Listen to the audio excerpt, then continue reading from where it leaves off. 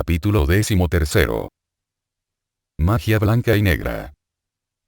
De vez en cuando y a medida que lo requiere la ocasión prevenimos a los estudiantes de la Fraternidad Rosacruz, en nuestras cartas individuales, que no asistan a sesiones espiritistas ni demostraciones hipnóticas o a los lugares en que se queman inciensos por los vampiros del ocultismo.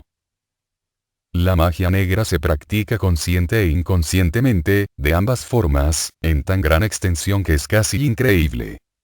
El perverso magnetismo animal, que es también otro de los nombres de la fuerza negra, es responsable de más fracasos en negocios, pérdidas de salud y desdichas en los hogares de lo que cree la mayoría. Hasta a veces los que perpetran tales ultrajes son, según se dice, inconscientes del mal que hacen. Por consiguiente parece apropiado dedicar un capítulo a la explicación de algunas de las leyes de magia que son las mismas para la blanca que para la negra. Solamente hay una fuerza, pero puede ser utilizada para el bien o para el mal, y de acuerdo a la razón que la motiva o al uso que de ella se hace, se convierte en blanca o negra. Es un axioma científico aquel de ex nihil fit de la nada, nada viene. Ha de existir una semilla para que exista la flor, pero de dónde vino la primera semilla es algo que la ciencia no ha conseguido explicarnos todavía. El ocultista sabe que todas las cosas han venido del arché, la infinita esencia del caos, utilizado por Dios, el gran arquitecto para la construcción de nuestro universo, y con el núcleo de cualquier cosa, el mago competente puede extraer la misma esencia para un propósito posterior. Cristo, por ejemplo, tenía algunos panecillos y algunos peces. Por medio de este núcleo extrajo la esencia primordial del caos, del resto que necesitaba para llevar a cabo el milagro de alimentar a una multitud. Un mago humano cuyo poder no es tan alto puede procurarse con más facilidad las cosas que ya se han materializado, salidas del caos. Puede tomar flores o frutos pertenecientes a alguien situado a muchos kilómetros de distancia, desintegrarlos en sus átomos constituyentes, transportarlos a través del aire y hacer que asuman su forma física natural para sorprender a los amigos a quienes entretiene en su salón con objeto de asombrarlos. Esta magia es, en el mejor de los casos, gris, incluso si envía el dinero suficiente para pagar lo que ha hurtado. Si no lo hace así, es magia negra, toda vez que implica robar los bienes de otros. La magia para ser blanca ha de ser siempre utilizada sin egoísmo alguno y con un noble propósito además, como el evitar a un semejante el sufrimiento. Cristo, cuando alimentó a la multitud del caos, dio la razón para ello y era la de que habían estado con él varios días y si debían volver a sus hogares sin alimento físico se desvanecerían por el camino y sufrirían privaciones. Dios es el gran arquitecto del universo y los iniciados de las escuelas blancas son asimismo architectons, constructores de la esencia primordial, en su beneficioso trabajo a favor de la humanidad.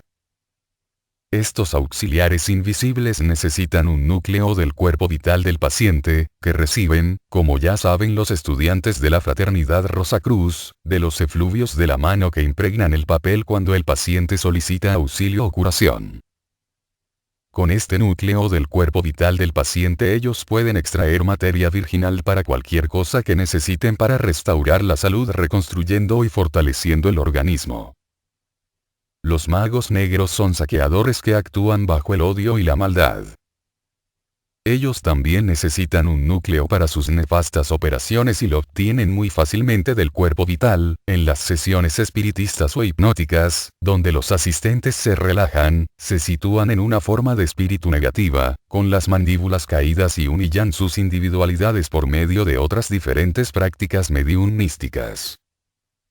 Aún aquel que no asiste a tales reuniones no está del todo inmune, pues hay ciertas partes del cuerpo vital que esparcimos ignorantemente y que son utilizadas con eficacia por los magos negros.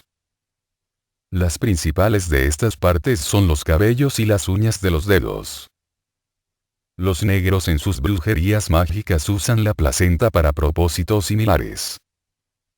Un hombre destacadamente malo, cuyas prácticas fueron expuestas hará una década de años, obtenía de los niños el fluido vital que utilizaba para sus actos demoníacos.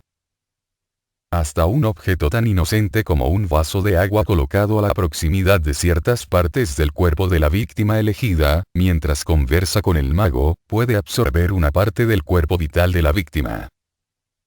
Esto procura al mago el núcleo requerido, o puede también obtenerlo de una porción del vestido de la persona en cuestión. La misma emanación invisible contenida en el vestido que guía al sabueso sobre las huellas de determinada persona, guiará igualmente al mago, negro o blanco, hasta la residencia de aquella persona y le procurará la clave del sistema que lleva, con el cual puede ayudarle o dañarle, de acuerdo con su inclinación. Pero existen métodos para protegerse contra tales influencias enemigas, como mencionaremos en la última parte de este capítulo. Hemos debatido largamente si era prudente llamar la atención de los estudiantes hacia este hecho y hemos llegado a la conclusión de que no es provechoso para nadie imitar al avestruz cuando oculta su cabeza, enterrándola en la arena, a la proximidad de un peligro. Es mejor estar iluminado respecto a lo que puede amenazarnos con el objeto de poder tomar todas cuantas precauciones sean necesarias para afrontar la emergencia. La batalla entre el bien y el mal está declarada con una intensidad tal que aquellos que no están empeñados en ella no pueden comprender. Los hermanos mayores de la Rosacruz y órdenes afines que, se puede decir que en su totalidad representan el Santo Grial, viven en el amor y esencia del servicio desprovisto de egoísmo, recogiéndolos y acoplándolos, como las abejas para vivir su vida. Esto aumenta el lustre del Santo Grial que, en consecuencia, crece más y más en esplendor irradiando una influencia más fuerte sobre todos los que se hallan espiritualmente inclinados, imbuyéndoles un mayor ardor, un celo y un deleite en el buen trabajo y en luchar la buena y santa batalla. Parecidamente las fuerzas demoníacas del Negro Grial florecen por el odio, la traición, la crueldad y demás actos infernales del calendario del crimen.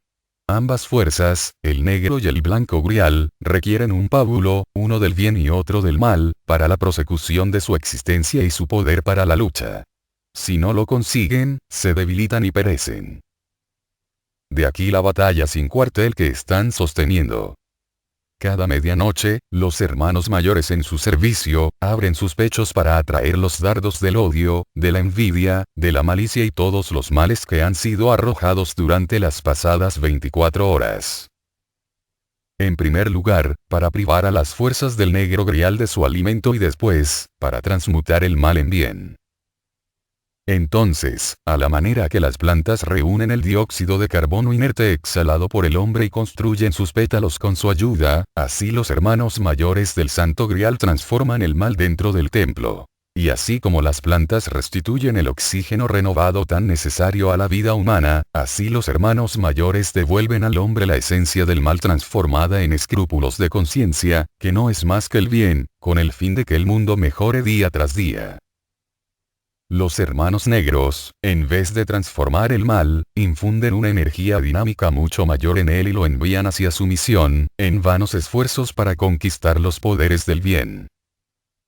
Usan para sus propósitos elementales seres desencarnados que, siendo de un orden bajísimo, son inapreciables para operaciones de tal vileza. En los tiempos en que los hombres se alumbraban con aceite animal o bujías hechas de la grasa de los animales, estos elementales revoloteaban a su alrededor como demonios y diablillos, buscando obsesionar a cualquiera que a ellos se prestara. Hasta las bujías de cera ofrecen ventaja a estos seres, pero los modernos métodos de iluminación por la electricidad, aceites minerales, gas e incluso cirios de parafina, no les son congénitos. Todavía pululan por el ambiente de nuestras cantinas, tabernas, mataderos y lugares semejantes donde existen animales apasionados y hombres parecidos a los animales. Se deleitan igualmente en los sitios en que el incienso se quema, pues esto les ofrece una avenida de acceso y cuando los asistentes a estas sesiones inhalan el olor del incienso, aspiran también a los espíritus elementales con él y les afectan de acuerdo con sus caracteres. Aquí es donde la protección de que hemos hablado más arriba puede ser utilizada.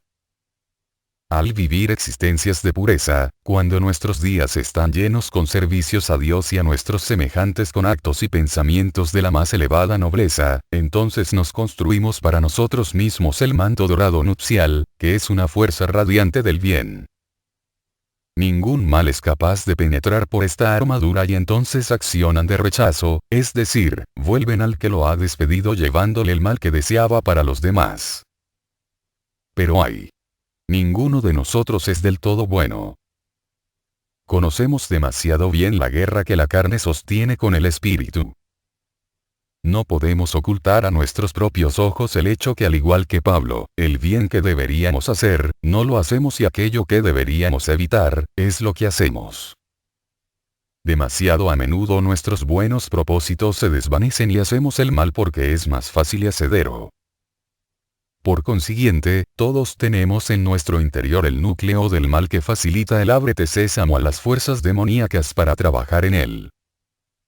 Por esta razón es mejor para nosotros no exponernos innecesariamente a visitar lugares en que se celebren sesiones con espíritus invisibles para nosotros, sin parar mientes en lo elevadas que puedan parecer sus enseñanzas. Tampoco debemos tomar parte, ni aun como espectadores, en demostraciones hipnóticas, puesto que allí una actitud negativa nos tiene sujetos al peligro de la obsesión. Debemos seguir en todas las ocasiones el consejo de Pablo y revestirnos de la completa armadura de Dios. Debemos ser positivos en nuestra lucha por el bien contra el mal, sin dejar pasar nunca la ocasión de ayudar a los hermanos mayores, de palabra o de obra, en la gran lucha por la supremacía espiritual. Capítulo 14. Nuestro gobierno invisible. Los estudiantes de la filosofía Rosacruz saben muy bien que cada especie de animales está dominada por un espíritu grupo que es su guardián y que cuida de ellos, por su seguridad y para darles lo conveniente en el sendero de su evolución y lo más apropiado a su desarrollo. No importa la posición geográfica de estos animales. El león de las selvas africanas está dominado por el mismo espíritu grupo que el león encerrado en una jaula de cualquiera de los circos de las comarcas nórdicas. Por consiguiente, estos animales son todos semejantes en sus características principales. Tienen los mismos gustos y preferencias con respecto a las dietas y accionan de manera igual en circunstancias parecidas. Si se quiere estudiar la especie de los leones, o la de los tigres, todo se reduce a estudiar un individuo, puesto que no tienen albedrío ni prerrogativa alguna, sino que accionan enteramente de acuerdo con los dictados de su espíritu grupo. El mineral no puede escoger entre cristalizarse o no. La rosa se ve sujeta a florecer. El león se ve impelido hacia su presa, y en cada caso la actividad está dictada enteramente por el espíritu grupo. Pero el hombre es diferente. Cuando pretendemos estudiarle nos encontramos con que cada individuo es por sí mismo una especie. Lo que uno hace en circunstancias dadas no presupone que otro pueda hacerlo. Lo que a uno le sirve de alimento, es para otro un veneno y cada uno tiene diferentes gustos y disgustos. Esto ocurre porque el hombre, como nosotros le vemos en el mundo físico, es la expresión de un espíritu interno individual, que tiene la facultad de elección y libre albedrío aparentemente. Pero en realidad el hombre no es tan libre como parece. Todos los que han estudiado la naturaleza humana han observado que en ciertas ocasiones un crecido número de personas se portan como si estuviesen dominadas por un mismo espíritu. Es igualmente fácil de ver, sin recurrir al ocultismo, que las diferentes naciones tienen ciertas características físicas. Todos conocemos los tipos alemanes, franceses, ingleses, italianos y españoles. Cada una de estas naciones tiene características que difieren de las otras naciones, demostrando que debe existir un espíritu de raza en las raíces de estas peculiaridades. El ocultista dotado de visión espiritual sabe muy bien que este es el caso y que cada nación tiene un espíritu de raza diferente, el cual se cierne como una nube por sobre el país entero. En él vive, se mueve y tiene su ser la gente de un país, él es su guardián y trabaja constantemente por su desarrollo, mientras impulsa su civilización y les inculca ideales de la más alta naturaleza, compatibles con su capacidad para el progreso. Leemos en la Biblia que Jehová, Elohim, que fue el espíritu de raza de los judíos, se les apareció sobre una columna en una nube, y en el libro de Daniel encontramos considerables revelaciones respecto al modo de trabajar de estos espíritus de raza. La imagen vista por Nabucodonosor, de cabeza de oro y pies de arcilla, mostraba claramente cómo una civilización comenzaba a construir sobre ideales auríferos. Fue degenerando más y más hasta que en su última parte de existencia los pies eran de inestable y tambaleante arcilla y la imagen fue condenada al derribo. Así las civilizaciones todas en sus comienzos, bajo la guía de diferentes espíritus de raza, mantienen grandes y auríferos ideales. Pero la humanidad, a causa de su libre albedrío, no sigue implícitamente los dictados del espíritu de raza, como siguen los animales las prescripciones de sus espíritus grupo. De aquí que en el transcurso del tiempo una nación cesa de elevarse, y como no puede existir la inmovilidad en el cosmos, empieza a degenerar hasta tener finalmente de arcilla los pies, siendo necesario el golpe que la desmenuce, para que otra civilización pueda ser edificada sobre sus ruinas. Pero los imperios no caen sin un poderoso golpe físico y consiguientemente un instrumento del espíritu de raza de la nación se levanta invariablemente al tiempo en que ésta se ve condenada a caer. En los capítulos 10 y 11 de Daniel podemos conseguir alguna iluminación en los trabajos del gobierno invisible de los espíritus de raza, los poderes situados detrás del trono. Daniel se ve conturbado espiritualmente. Ayuna durante 3 semanas completas, ruega por la luz y al cabo de este tiempo un arcángel, un espíritu de raza, se le aparece y le dice: no temas, Daniel, pues desde el primer día en que quisiste que tu corazón comprendiera y te purificaste a ti mismo delante de tu Dios, tus palabras fueron oídas y por ellas he venido. Mas el príncipe del reino de Persia me retuvo durante 1 y 20 días y he aquí que Miguel, uno de los primeros príncipes, vino en mi socorro y me quedé allí con el rey de Persia. Después de explicar a Daniel lo que ha de ocurrir, dice: ¿sabes de dónde he venido hasta ti? Y ahora voy a volver a pelear con el príncipe de Persia. Y cuando yo me marche, he aquí que el príncipe de Grecia llegará y no hay ninguno que pueda obligarme a hacer estas cosas más que Miguel, vuestro príncipe. También dice el arcángel: en el primer año de Darío, el Meda, también estuve con él para acreditarle y fortalecerle. Así, cuando la sentencia manuscrita pende de un muro, alguien se levanta a dar el golpe. Puede ser un Ciro, o un Darío, o un Alejandro, o un César, o un Napoleón, o un Kaiser. Y el tal puede creerse a sí mismo un jefe del movimiento, un individuo libre accionando por su propia voluntad y prerrogativa, pero de hecho es solamente el instrumento del gobierno invisible del mundo, el poder situado detrás de los tronos, los espíritus de raza, que ven la necesidad de destruir las civilizaciones que han dado de sí toda su utilidad, de manera que la humanidad pueda tomar un nuevo impulso y evolucionar bajo un nuevo y más alto ideal que aquel en que estuvo envuelta hasta entonces. Cristo mismo, durante su permanencia en la tierra, dijo: no vine a traer paz, sino una espada, pues le era evidente que mientras la humanidad estuviera dividida en razas y naciones no podría haber paz en la tierra y buena voluntad entre los hombres. Solamente será la paz posible cuando las naciones hayan conseguido unirse en una fraternidad universal. Las barreras del nacionalismo deben ser derribadas y a este fin los Estados Unidos de la América del Norte se han convertido en un crisol de fusión en donde lo mejor de todas las viejas naciones se mezcla y se amalgama, a fin de que una nueva raza con más elevados ideales y sentimientos de fraternidad universal, pueda nacer para la época acuaria. Mientras tanto, las barreras del nacionalismo han sido parcialmente rotas en Europa por el terrible conflicto recién pasado. Esto acerca el día de la amistad universal y de la realización de la fraternidad del hombre. Otro objetivo debe también ser alcanzado. De todos los terrores a que la humanidad está sujeta, ninguno mayor que la muerte, que nos separa de aquellos que amamos, porque no podemos apercibirles después que han sido despojados de sus cuerpos. Pero tan cierto como el día sigue a la noche, así ciertamente desgastarán las lágrimas la escama que oculta a los ojos de los hombres la tierra desconocida de los muertos que viven. Hemos dicho y repetido y lo reafirmamos ahora, que una de las mayores bendiciones que derivarán de la guerra, ha de ser la vista espiritual que en un gran número de gente se despertará. El intenso pesar de millones de seres, el anhelo de ver de nuevo a los que nos son queridos y que tan súbita y cruelmente nos han sido arrebatados, son una fuerza de incalculable poder y fortaleza. De igual manera aquellos que han sido cercenados por la muerte prematuramente y que están ahora en el mundo invisible, con la misma intensidad sienten ahora el deseo de reunirse a los que les son cercanos y queridos para decirles palabras de consuelo que puedan convencerles del bienestar que están disfrutando. Puede así decirse que dos grandes ejércitos formados por millones y millones, están minando con fantástica energía e intensidad de propósito, los muros que separan lo visible de lo invisible.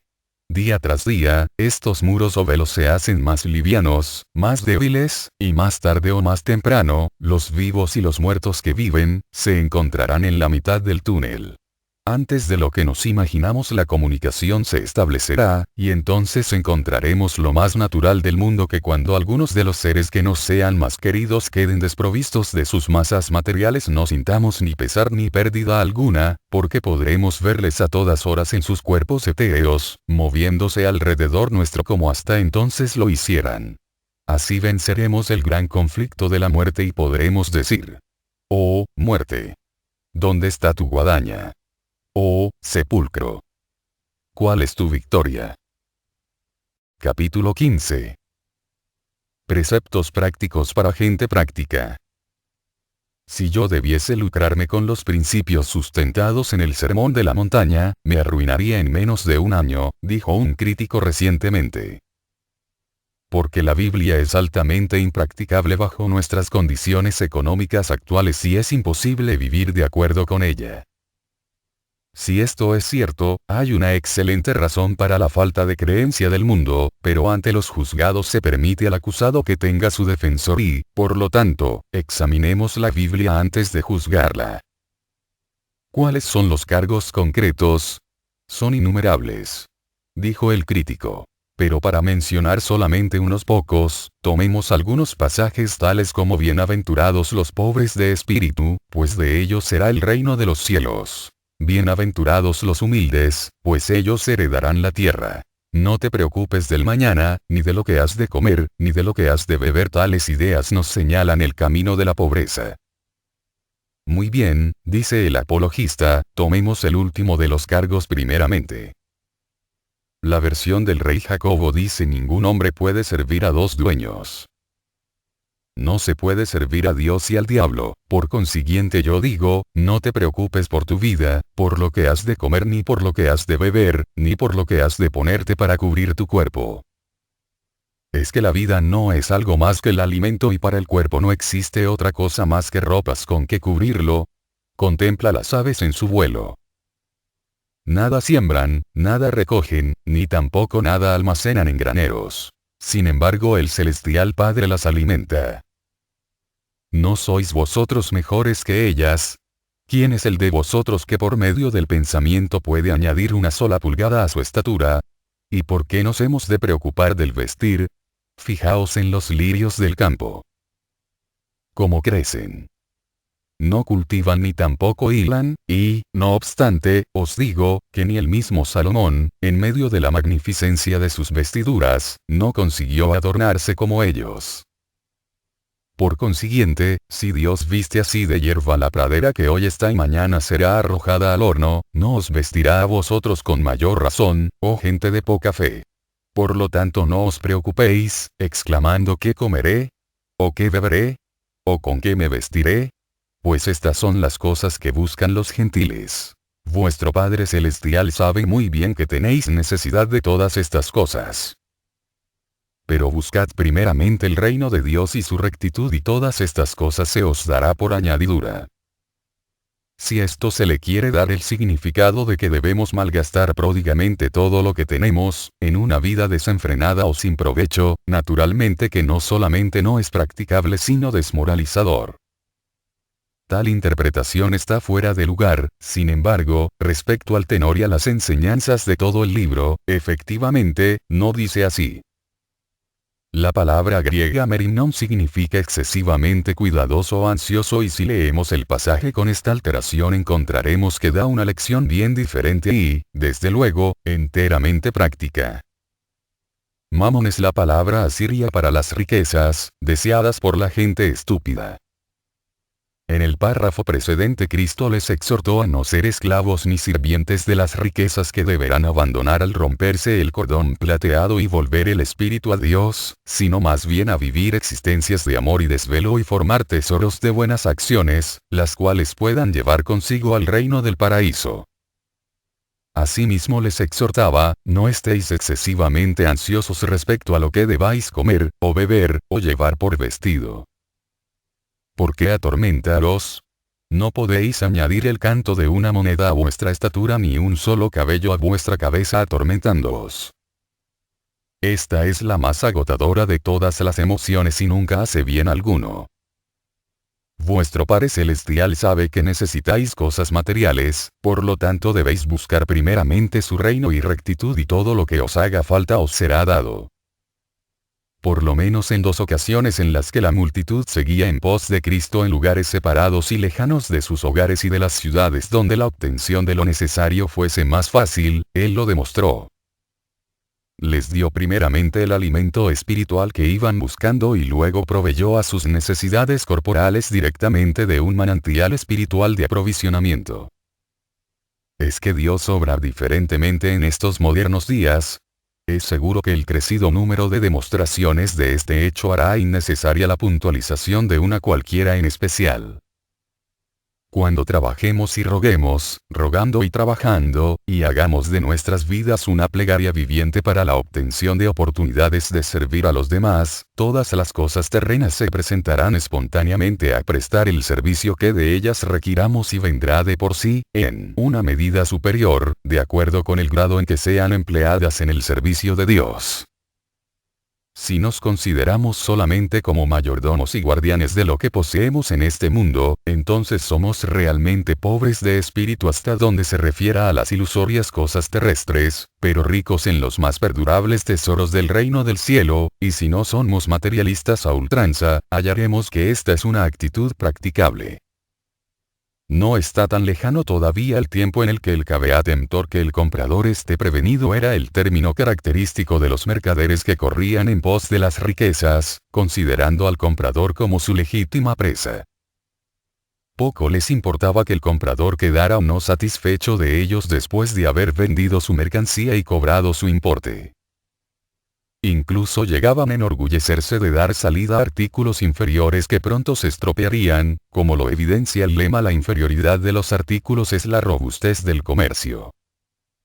Pero gradualmente, hasta aquellos que desdeñan la idea de mezclar la religión con el comercio y en sus negocios, van dejando atrás aquel caveat emptor como lema para su línea de conducta y casi inconscientemente adoptan el precepto de Cristo: dejad que el más grande de todos vosotros sea el criado de todos.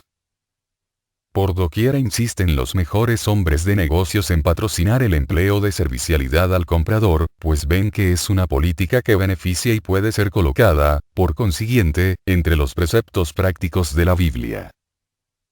Pero ocurre algunas veces que, a pesar de sus mejores deseos de servir a sus clientes, alguno de estos se siente engañado, o enojado por la mala calidad de lo comprado y penetra en el domicilio del vendedor, renegando de sus artículos. Bajo el antiguo y corto de alcances régimen del caveat emptor, el mercader hubiera meramente sonreído ante el comprador escarnecido o le hubiera arrojado de su comercio. Pero no lo hacen así los modernos negociantes que toman la Biblia como línea de conducta. Recuerdan la sabiduría y prudencia de Salomón al afirmar que una respuesta dulce y afable desarma la ira, y la sentencia de Cristo de que los humildes heredarán la tierra y en consecuencia se excusa por la deficiencia de los artículos, ofrece una bonificación, o una restitución, y deja al comprador, un momento antes iracundo y nada satisfecho, que salga de su casa sonriente e impaciente por encontrar una oportunidad de cantar las alabanzas de un establecimiento en que tan buen trato ha recibido. Así, pues, obedeciendo los preceptos prácticos de la Biblia, refrenando el ímpetu de su carácter, el hombre de negocios gana nuevos clientes que acuden a él con absoluta buena fe y seguros de ser atendidos, y el mayor beneficio obtenido en el incremento de las ventas, le resarce de lo que hubiera podido ganar ofreciendo artículos de baja calidad que hubiesen causado el descontento de sus clientes.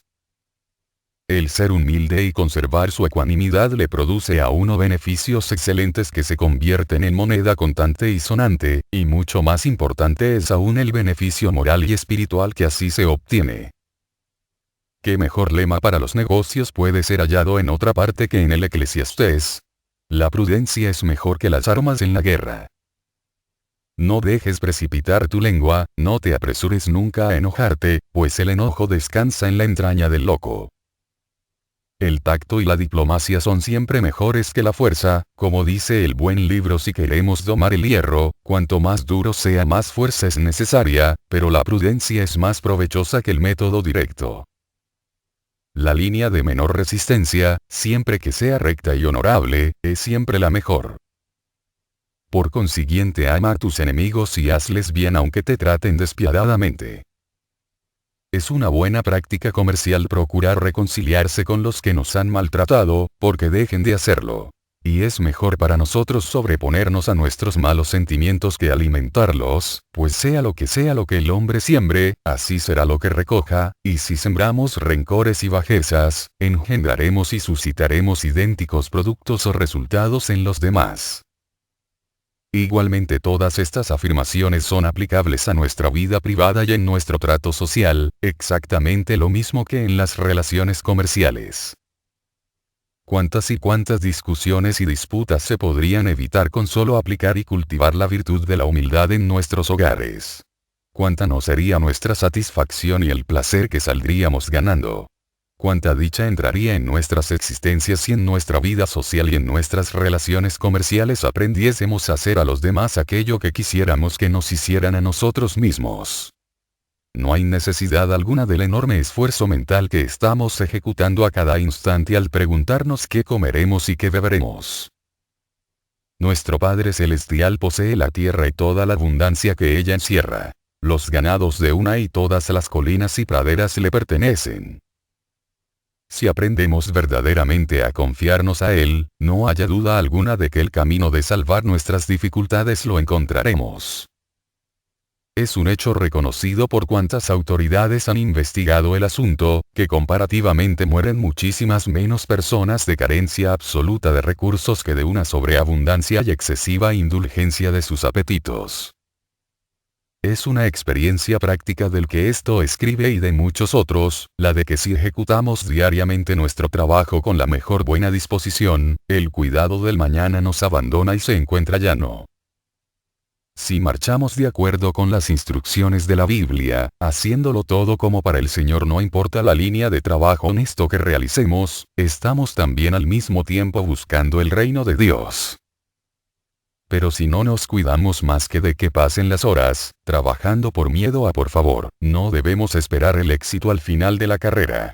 La salud, la fortuna y la felicidad pueden pertenecernos un ratito más, pero aparte del sólido fundamento de la Biblia, no puede existir una alegría duradera en la vida, ni una prosperidad real en los negocios. Capítulo 16. El sonido, el silencio y el desarrollo del alma. Los estudiantes sinceros de la ciencia del alma se sienten naturalmente ansiosos de desarrollar su gracia a fin de cooperar mejor en el gran trabajo de la elevación del género humano. Siendo modestos y humildes experimentan, sin embargo, en demasía la amplitud de sus defectos y frecuentemente, mientras meditan acerca de los medios de facilitar el progreso, se preguntan qué es lo que lo impide. Algunos de ellos, especialmente en tiempos pasados, cuando la existencia no era tan intensamente vivida como lo es en estos días, observaban que la vida ordinaria entre la humanidad de aquel entonces tenía sus inconvenientes. Para vencerlos y adelantar su desarrollo anímico se retiraban de la comunidad a un monasterio o a las montañas donde podían entregarse sin estorbo alguno a su existencia espiritual. Sabemos, no obstante, que no es este el camino. Está demasiado bien establecido en las mentes de nuestros aspirantes que si huimos hoy de una experiencia, mañana se nos enfrentará nuevamente, y que la palma de la victoria se gana conquistando al mundo, pero nunca huyendo de él. El ambiente en que hemos sido colocados por los ángeles del destino fue escogido por nosotros mismos en la vuelta del ciclo de nuestra vida en el tercer cielo, siendo entonces espíritus puros, no oscurecidos por la materia que nubla ahora nuestra visión. De aquí que este ambiente sea indudablemente el que puede proporcionarnos las lecciones que necesitamos y cometeríamos una seria equivocación tratando de escapar a sus pruebas. Pero hemos recibido una mente con un propósito determinado, el de razonar acerca de las cosas y condiciones, de manera que podamos discernir entre lo esencial y lo no esencial, entre aquello que tiene la misión de estorbar con el propósito de enseñarnos una virtud, venciéndolo, y aquello otro que es un obstáculo invencible que hace vibrar nuestra sensibilidad y arruina nuestro sistema nervioso sin ganancia alguna espiritual, en compensación. Nos será altamente beneficioso aprender a diferenciar estos motivos para la conservación de nuestras fuerzas aceptando solamente aquello que debamos soportar o vencer para la seguridad de nuestro bienestar espiritual. Ahorraremos, entonces, incontable energía y experimentaremos mayor deleite en seguir métodos más provechosos que los que ahora seguimos. Los detalles de este problema difieren en cada existencia. Sin embargo, existen ciertos principios generales que aprovechará a todos nosotros comprender y aplicarlos a nuestras vidas, y entre ellos está el efecto del silencio y del sonido en el desarrollo anímico. A primera vista podrá sorprendernos la afirmación hecha de que el sonido y el silencio son factores muy importantes en el desarrollo del alma, pero examinando atentamente el asunto veremos prontamente que no es ningún pensamiento descabellado. Consideremos primeramente la gráfica expresión, la guerra es el infierno y procuremos imaginarnos una escena guerrera. La visión es aterradora y mucho más para aquellos que ven con clara mirada espiritual, que para los que se limitan a su mirada física, porque estos pueden cerrar sus ojos a aquel espectáculo si así lo quieren, pero todo el horror del cuadro pesa fuertemente sobre el corazón del auxiliar invisible que no solamente oye y ve, sino que siente en su propio ser la angustia y el dolor de todos los que a su vera sufren, como Parsifal sentía en su corazón la herida de Amfortas, el rey herido del Grial. En efecto, sin este íntimo e intenso sentimiento de unidad con el que está sufriendo, no puede haber curación ni existe ayuda, ni socorro algunos. Pero hay una cosa a la que no se puede escapar, la terrible expansión de las granadas, el ronco rugido del cañón, el violento traqueteo de las ametralladoras, las quejas de los heridos y los juramentos y blasfemias de cierta clase de los actores. No creemos necesario insistir más para sentar la afirmación de que este es realmente un ruido infernal y tan subversivo para el desarrollo anímico como pueda ser imaginado. El campo de batalla es el último lugar que puede escoger cualquiera que esté en su cabal juicio para desarrollar su alma, aunque no debe olvidarse que muchos resultados excelentes se han obtenido por medio de sacrificios nobles en ella realizados. Pero estos resultados se han obtenido a pesar de aquella condición y no a consecuencia de ella. Por otra parte, imaginamos un templo colmado de acordes de un canto gregoriano o una oratoria handeliana, sobre la cual las oraciones del alma aspirante vuelan en su camino hacia el autor de nuestro ser. Aquella música puede ciertamente ser llamada paradisíaca y la iglesia mencionada ofrece una condición ideal para el desarrollo del alma, pero si permaneciésemos en ella constantemente, olvidando nuestros deberes, fracasaríamos, a pesar de esta condición ideal. Nos queda, por consiguiente, un solo método, es decir, detenernos entre el estrépito del campo de batalla de este mundo esforzándonos en extraer de las peores condiciones el material del desarrollo anímico, por medio de servicios llenos de desprendimiento y al mismo tiempo construir en nuestro más remoto interior un santuario lleno de esta música silente que suena en el alma servicial como un manantial de elevación por encima de todas las vicisitudes de la existencia terrena. Poseyendo esta iglesia viviente en nuestro interior, siendo, de hecho, por esta condición templos vivientes, podemos entrar en cualquier momento, cuando nuestra atención no esté legítimamente aplicada a asuntos temporales, a este edificio espiritual en cuya construcción no han intervenido manos algunas y bañarnos en su armonía.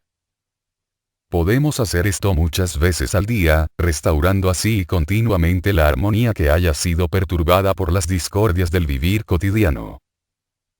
¿Cómo edificaremos, entonces, este templo y cómo lo llenaremos con la celestial música que tanto deseamos? ¿Qué nos ayudará y qué nos será un estorbo?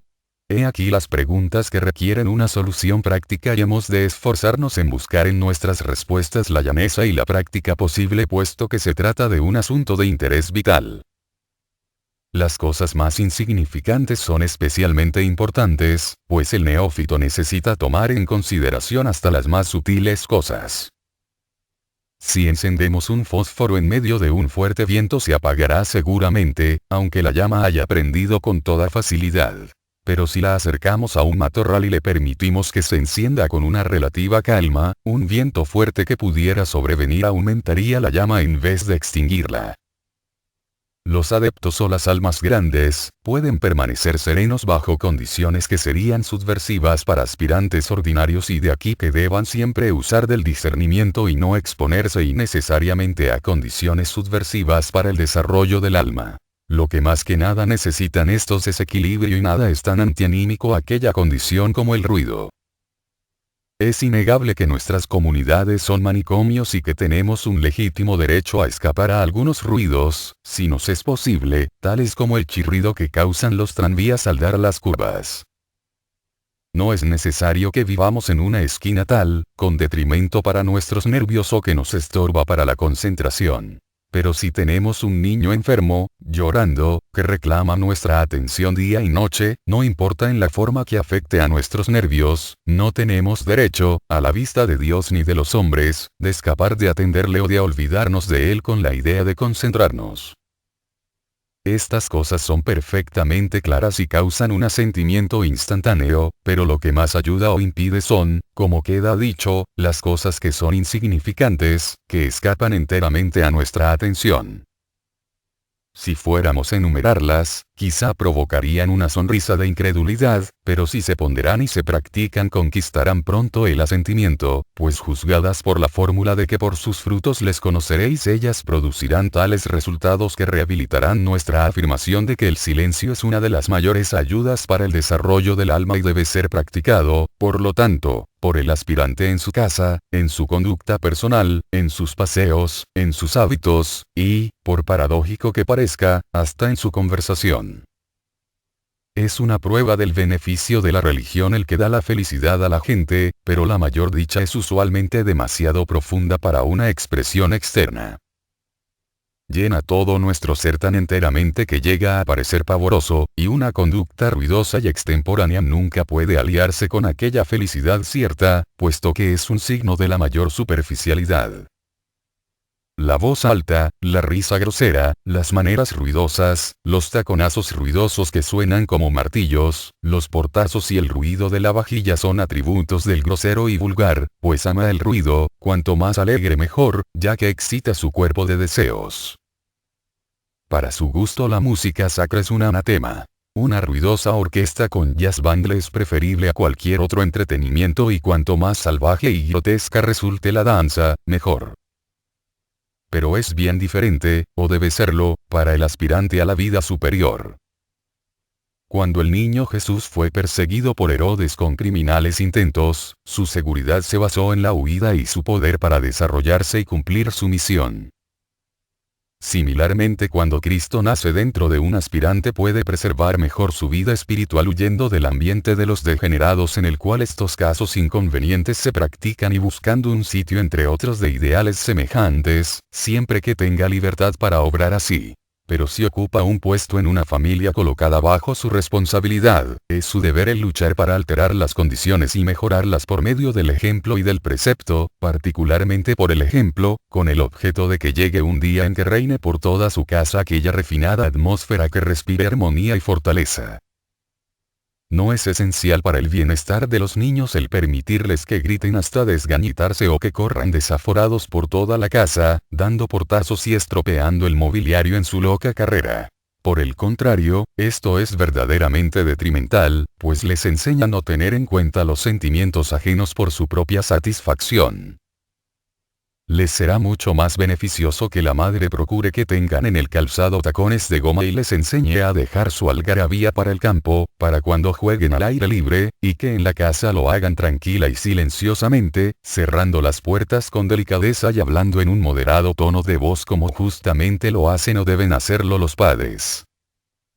Durante nuestra niñez es cuando empezamos a arruinar nuestro sistema nervioso, que después en años ulteriores, nos atormenta e irrita, y de este modo si enseñamos a nuestros hijos la lección indicada más arriba, les ahorraremos muchas molestias y sinsabores en la vida, al mismo tiempo que facilitamos el crecimiento de nuestra misma alma. Quizás sean necesarios años para reformar una familia de tales, a primera vista, faltas triviales y lograr un ambiente que conduzca al desarrollo anímico, especialmente si los niños se encuentran ya en edad adulta y se resisten a reformas de esta naturaleza, pero es sumamente importante el intento. Nosotros podemos y, debemos, en último término, cultivar la virtud del silencio en nosotros mismos o de lo contrario nuestra elevación de alma no será muy grande. ¿Acaso si miramos el asunto desde un punto de vista oculto en relación con este importante vehículo, el cuerpo vital, el objeto perseguido se aclarará mucho por necesidad?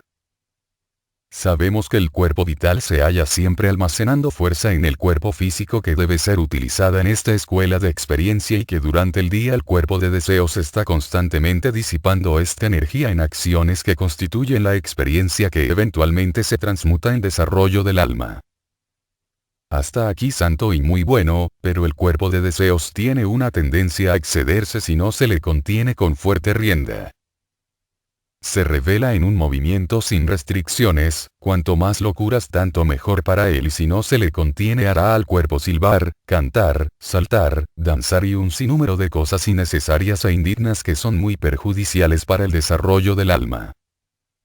Mientras se halla en tal estado de desarmonía y discordia, la persona está ciega para las ocasiones espirituales del mundo físico y por la noche, cuando abandona su cuerpo, el proceso de la restauración del cuerpo de deseos consume casi todo el tiempo del sueño, dejando muy poco, si deja alguno, para el trabajo allí, aun cuando la persona tenga la inclinación y piense seriamente en hacer este trabajo.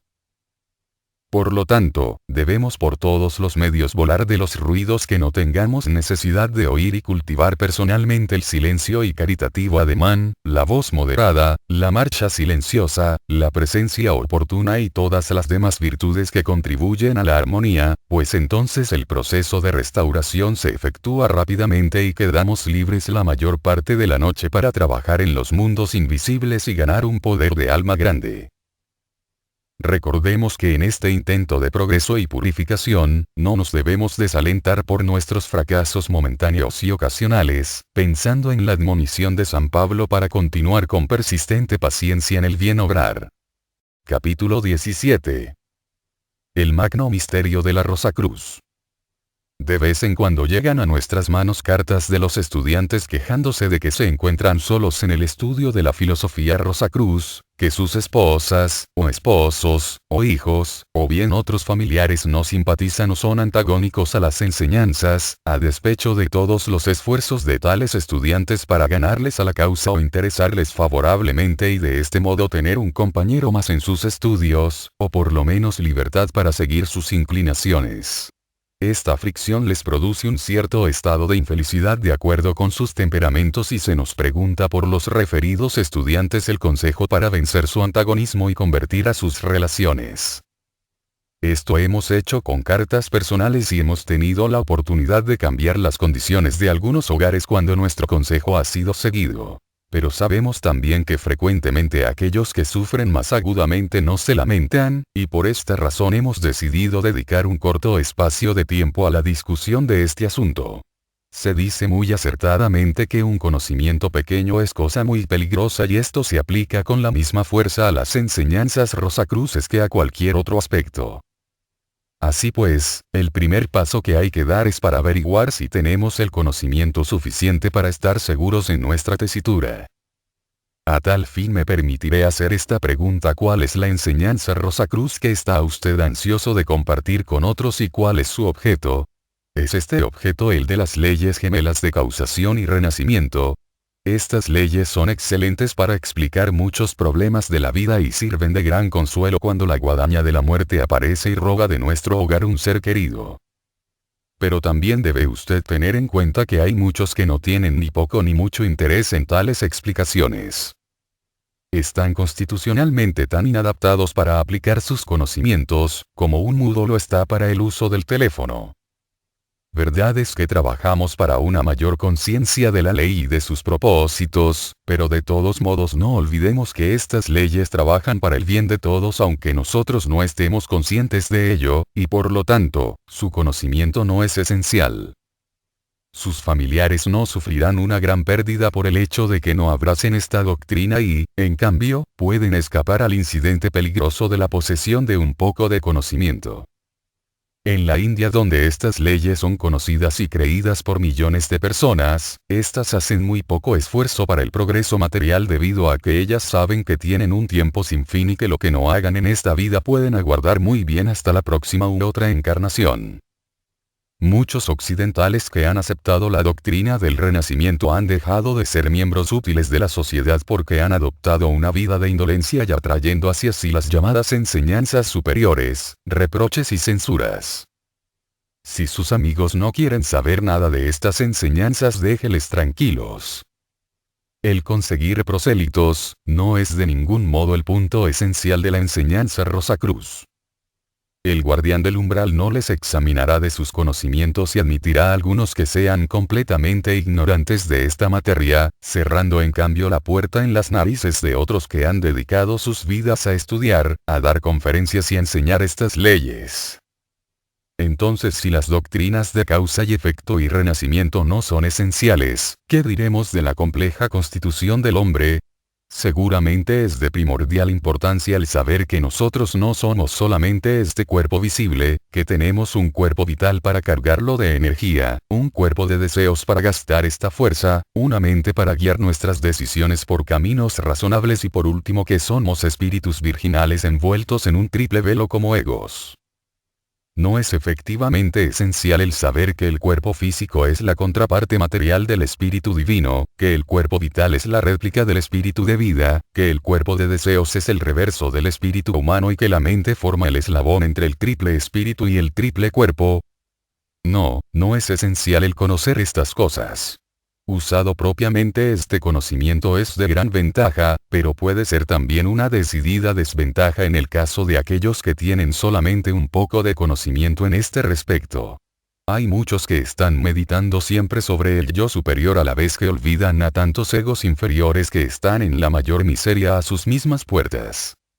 Hay muchos que sueñan día y noche sobre el momento en el que podrán hacer esos vuelos anímicos como auxiliares invisibles y endulzar los sufrimientos de los enfermos y tristes, y sin embargo no se tomarían la molestia de tomar un tranvía para pasar una hora al lado de una pobre alma sin amigos ni conocidos, que está en el lecho de un hospital de caridad para llevarle una flor y una palabra de aliento.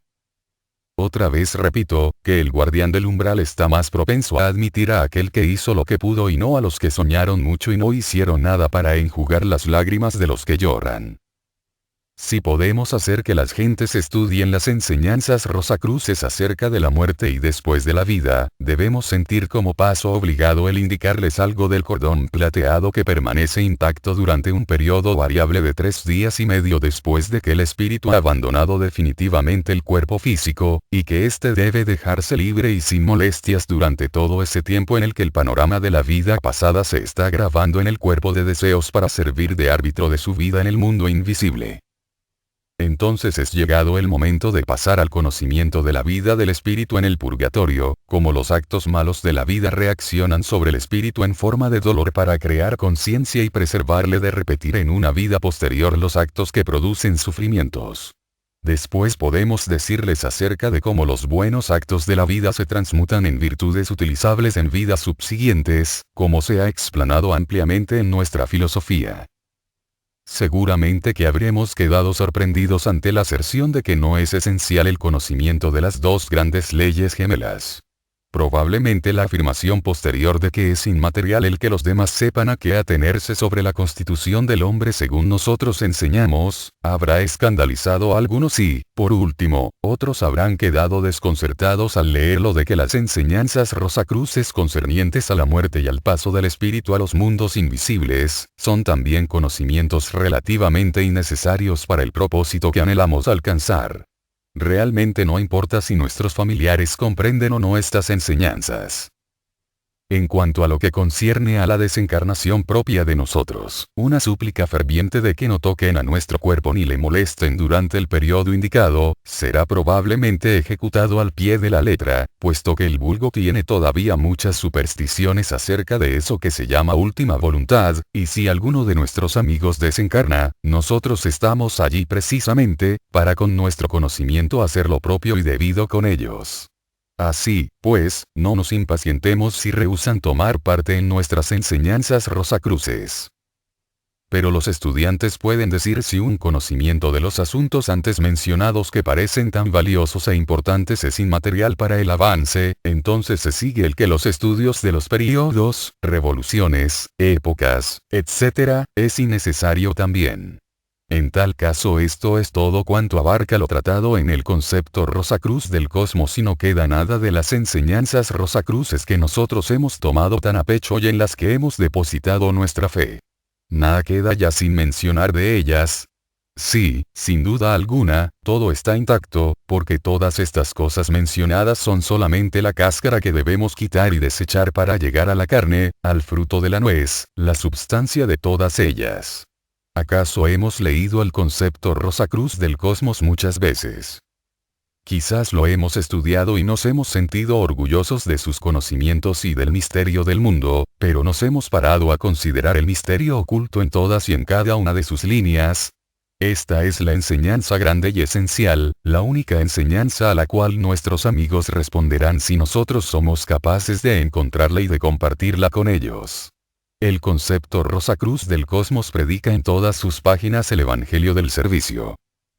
En gracia a nosotros la divinidad se manifiesta en el universo. Las grandes jerarquías creadoras han sido y algunas de ellas continúan siendo nuestros sirvientes. Los luminosos ángeles estelares, cuyos cuerpos de fuego vemos rodar por el espacio, han trabajado con nosotros durante siglos inmemorables y en el momento oportuno Cristo vino para traernos los impulsos espirituales necesarios en aquella época. También es significativo en extremo que en la parábola del juicio final Cristo no dijera: bien hecho, tú grande y erudito filósofo, que conociste la Biblia, la Cábala, el concepto Rosacruz del cosmos y todos los otros libros de la literatura misteriosa que revelan los trabajos intrincados de la naturaleza, sino que dijo: bien hecho, tú bueno y fiel sirviente, porque yo estaba hambriento y me diste de comer. Yo tuve sed y me diste de beber. Ni una sola palabra acerca del conocimiento. El énfasis total fue para la fidelidad y para el servicio. Existe una profunda razón oculta para esto: el servicio construye el cuerpo del alma, el glorioso velo nupcial, sin el cual nadie puede entrar en el reino de los cielos, denominado ocultistamente la Nueva Galilea, y no importa en la medida que nosotros estemos conscientes de la marcha de los acontecimientos en tanto cumplamos con nuestro deber. Además, como quiera que el luminoso cuerpo del alma se desarrolla internamente y alrededor de la persona, esta luz enseñará a su poseedor los misterios sin la necesidad de los libros, y uno que es de este modo enseñado por Dios conoce más que todo lo que pueden contener los libros del mundo. Con el transcurso del tiempo la visión interna se abrirá y el camino hacia el templo se hará manifiesto. Si queremos enseñar a nuestros amigos, no importa cuán escépticos ellos sean, ellos nos creerán si les predicamos el Evangelio del servicio.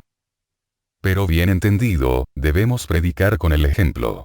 Debemos convertirnos nosotros mismos en servidores de la humanidad si queremos que los hombres crean nuestras palabras. Si queremos que nos sigan, debemos ser caudillos, o, en caso contrario, tendrán derecho a poner en duda nuestra sinceridad.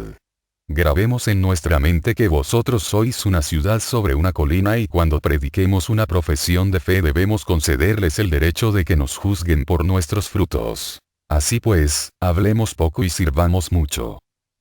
Asimismo hay muchos que gustan de discutir de una comida inofensiva, pacífica y sin sangre, sin parar mientes en que el rojo asado en la mesa y el cigarro en la boca anulan sus efectos.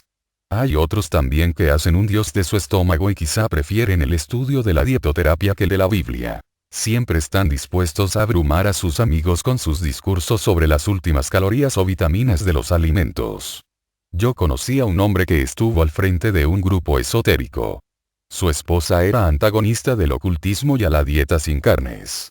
Él la obligaba a cocinar vegetales en el hogar y le tenía dicho que si ella se atrevía a traer carne a su cocina o a contaminar sus platos con ella, les pondría a ella y a los platos en medio de la calle, añadiendo que si a ella le gustaba hacer de sí misma un cerdo podía ir a comer carne al restaurante.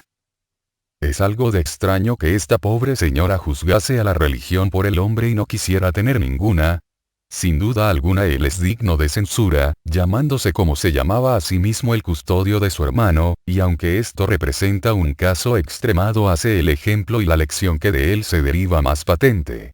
Es una alabanza grande para Mahoma el que su esposa fuera su primer discípulo y ello dice infinidad de sus bondades y consideraciones en su hogar. En este sentido es un ejemplo que todos haremos bien en seguir, si queremos conseguir amigos y simpatizantes de la vida superior, pues aunque todos los sistemas religiosos difieren externamente, la esencia y substancia de todos es el amor. Capítulo 18.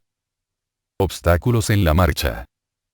Con bastante frecuencia se hace la observación por gentes que no aman o simpatizan con nuestras aspiraciones de vivir la vida superior, de que ésta convierte a los hombres en inútiles para el trabajo del mundo.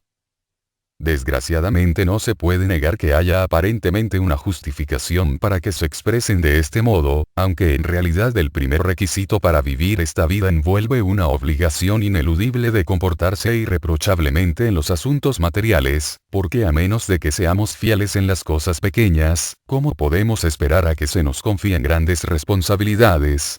Por esta razón hemos juzgado conveniente el dedicar una lección a la discusión de algunas de las cosas que actúan como obstáculos de la marcha en la vida de los aspirantes. En el relato de la Biblia en el que el rey envía a sus sirvientes con invitaciones a la fiesta que ha preparado, se nos dice que su invitación fue rehusada de varios modos. Cada uno de ellos tenía cuidados materiales de comprar, vender, casarse y por lo tanto no podía atender a las cosas espirituales y tal gente puede decirse que representan a la gran mayoría de la humanidad del día, aquellos que están tan embargados en los cuidados del mundo que no pueden dedicar ni aún un pensamiento de aspiración hacia el camino elevado. Pero hay otros que se vuelven tan entusiasmados al primer sabor de las enseñanzas superiores que están dispuestos a abandonar todo el trabajo del mundo, repudiar cualquier obligación y dedicar todas las horas de su vida a lo que ellos llaman placenteramente auxilio a la humanidad. Todos ellos aceptarán sin esfuerzo que es necesario pasar algún tiempo para hacerse un relojero, zapatero, ingeniero o músico, y no se les ocurrirá siquiera soñar en abandonar sus ocupaciones profesionales para establecerse como relojero, zapatero, etc., justamente porque se sientan entusiásticamente inclinados hacia esas ocupaciones. Todos sabrían que su falta de preparación adecuada y propio entrenamiento les conduciría al fracaso, y sin embargo, piensan exactamente así sobre la vida superior. Sencillamente creen que su entusiasmo de tales doctrinas les adaptará inmediatamente para abandonar su puesto del trabajo del mundo y dedicar su vida al servicio de su semejante, aunque sea en el grado más ínfimo del que realizó Cristo en su ministerio. Uno nos escribe al centro general: yo he dejado de comer carne y anhelo vivir la vida de asceta, lejos del ruido del mundo que pesa sobre mí. Yo deseo dar mi vida por la humanidad. Otro dice: yo deseo vivir la vida superior, pero tengo mi esposa que necesita de mis cuidados y sostén. ¿Cree usted que estaría justificado el dejarla para servir al prójimo? Aún otro más que escribe: yo me ocupo en mi negocio que no es espiritual, todos los días debo hacer cosas pero están en pugna con mi elevada naturaleza, pero tengo una hija que depende de mí para su educación. ¿Qué debo hacer? ¿Continuar o abandonarla?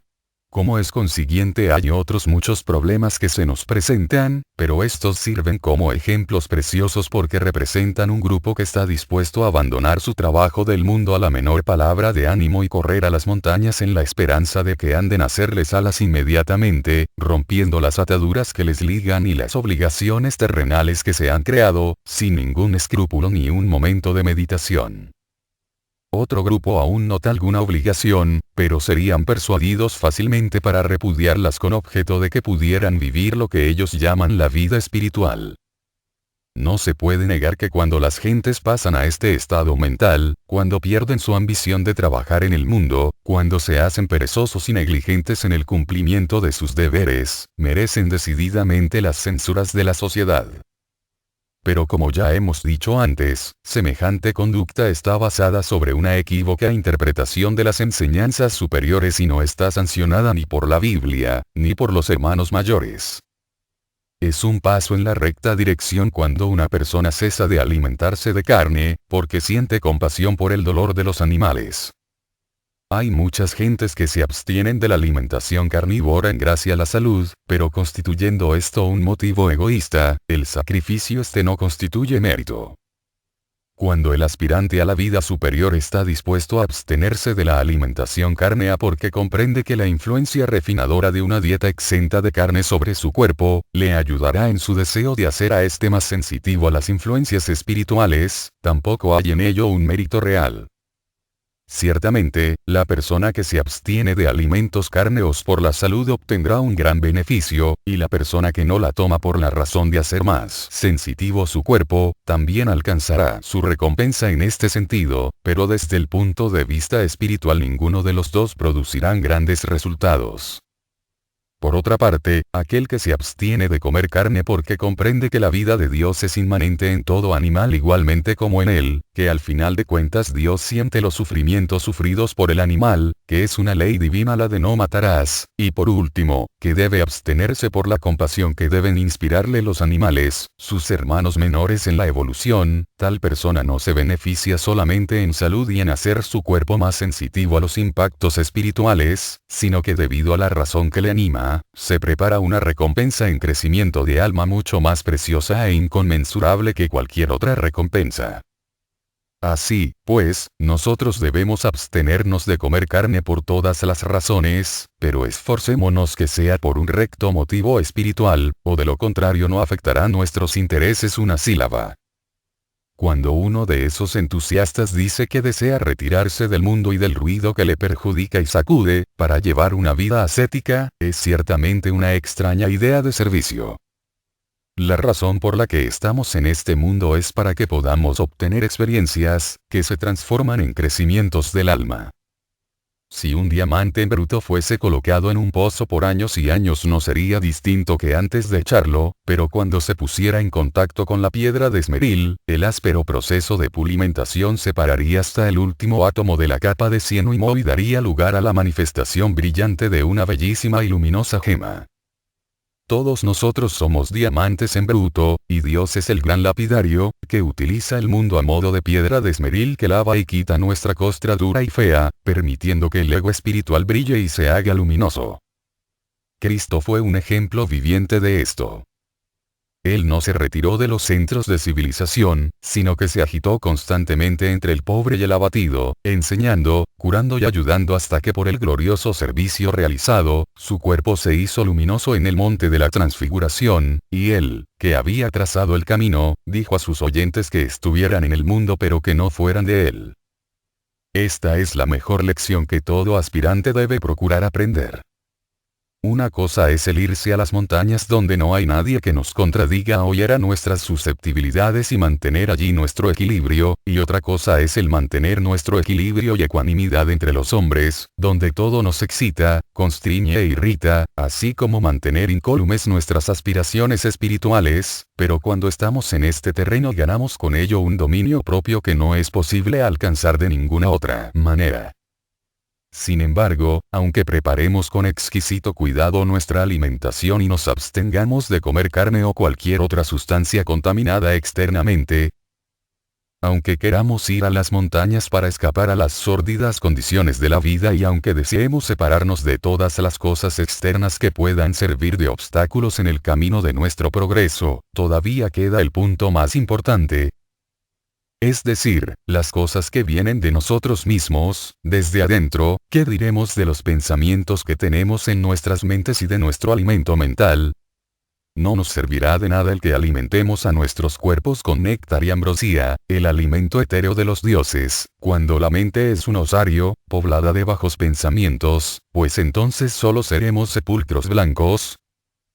bellísimos para ser contemplados desde afuera, pero llenos en su interior de hedores nauseabundos, y esta condición mental puede mantenerse tan fácilmente y aún mejor en la soledad de las montañas, o en los llamados retiros solitarios, que en una ciudad donde estamos ocupados y distraídos con nuestro trabajo y vocación. Es indudablemente una verdad el dicho de que un cerebro desocupado es el taller del demonio, y el camino más seguro de alcanzar una pureza interna y limpieza de corazón es el mantener nuestra mente ocupada todo el día, guiando nuestros deseos, sentimientos y emociones hacia los problemas prácticos de la vida y trabajando cada uno en su inmediato alrededor ambiente para encontrar al pobre y al necesitado sobre los que podemos hacer llegar nuestro auxilio cuando el caso lo requiera. Aquella clase o grupo que no tiene ataduras u obligaciones propias, puede crearlas mediante el amor o la amistad con aquellos que sean amorosos y amigos. Pero en cuanto al cuidado de un familiar, esposa, hija, esposo o cualquier otro que requiere nuestro sustento, recordemos las palabras de Cristo cuando dijo ¿quién es mi padre o mi hermano? Y contestó a su pregunta diciendo aquellos que hacen la voluntad de mi Padre. Estas palabras han sido mal interpretadas por algunos que han supuesto que Cristo desdeñaba sus relaciones físicas por las espirituales, pero solamente es necesario recordar que en los últimos momentos de su vida sobre la tierra llamó hacia él a su discípulo bien amado y llevándole hacia su madre se lo dio como a su hijo y a San Juan le encargó el cuidado de ella como su madre. El amor es la fuerza unificadora de la vida y de acuerdo a las enseñanzas superiores estamos obligados a amar a nuestra especie, pero también a extender a todo lo demás de la naturaleza nuestro sentimiento amoroso. Es muy bueno que amemos a nuestros padres, pero debemos aprender también a amar a los padres de los demás como si fueran hermanas y hermanos, pues la fraternidad universal nunca será un hecho mientras nuestro amor individual quede confinado a nuestra familia. Nuestro amor debe incluir a todo. Hubo uno entre los discípulos de Cristo a quien él amaba especialmente y siguiendo su ejemplo, también nosotros podemos hacer objeto de nuestras afecciones más tiernas a algunos. Aunque bueno será que amemos a todos y les hagamos el bien aún a aquellos que nos traten despiadadamente. Estos son ideales elevados y difíciles de ejecutar en nuestro presente estado de desarrollo, pero al igual que el marinero conduce su buque con auxilio de la estrella polar y alcanza su puerto de salvación pero no la estrella en sí, así también nosotros, colocando muy altos nuestros ideales, viviremos vidas más nobles y mejores que si no tenemos aspiración alguna y con el tiempo y después de muchos nacimientos llegaremos indudablemente, porque la inherente divinidad que reside en nosotros lo requiere imperativamente.